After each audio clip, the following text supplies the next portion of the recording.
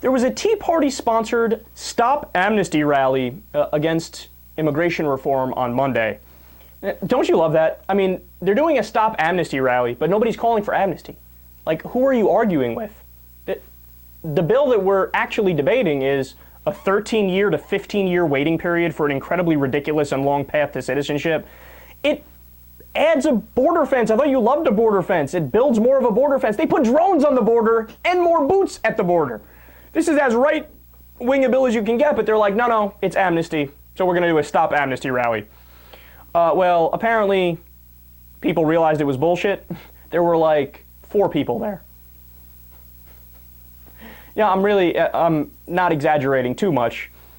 In total, it was anywhere from 30 people to 50 people max. Oh, that's so sad, man. That's so sad.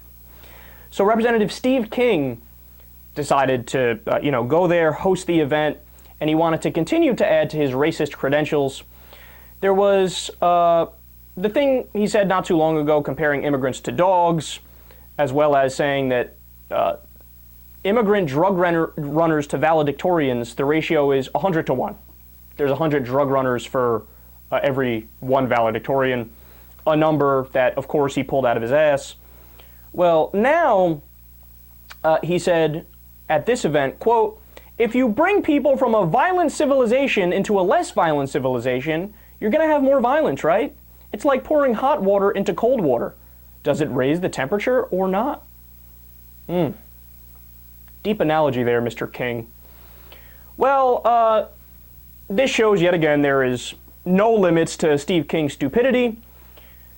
So, in his mind, and I don't deny that these guys are genuine with it when they say things like that, because I've met people like this in my personal life, where they don't even realize that they're racist, but it's just implicit opinions that they have that are racist. So they think like, oh, of course, a Hispanic person more likely to be a criminal or a black person or whatever the case is, right?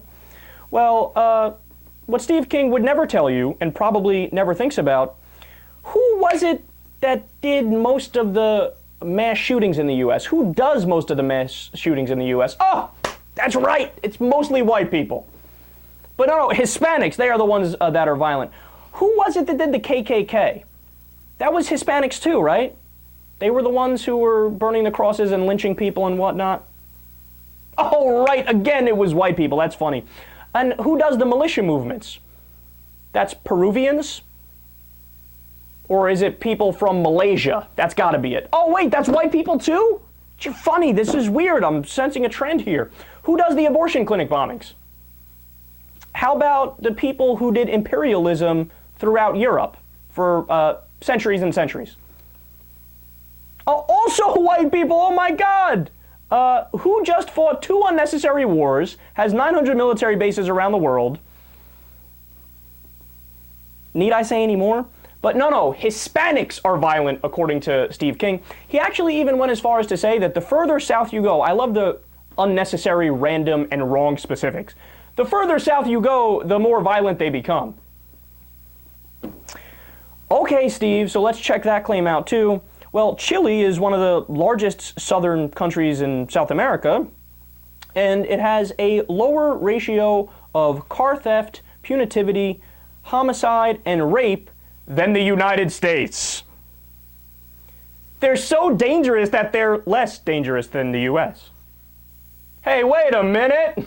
Maybe Steve King doesn't know what he's talking about.